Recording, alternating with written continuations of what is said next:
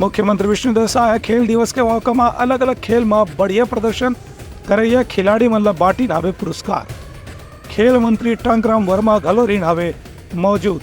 Hockey के जादूगर major Dhyanchand के जयंती आज देश भर में राष्ट्रीय खेल दिवस के मौका में मनाए जाते। ये मौका में राज्य खेल अलंकरण समारोह के आयोजन रायपुर राजधानी के पंडित दीनदयाल ऑडिटोरियम में करेगी।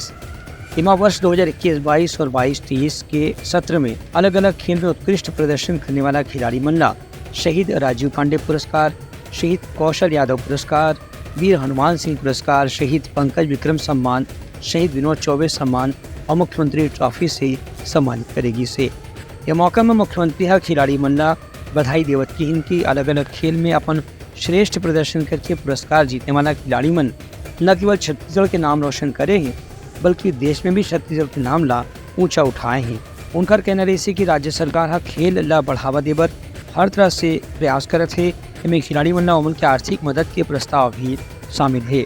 अब यह दिन में NIS के हॉस्टल साई कोच की व्यवस्था सहित जो मांग है ओकरों पर सरकार डहाल जल्द ही निर्णायक फैसला करे जाही। ब्यूरो रिपोर्ट, उतलंगा न्यूज़।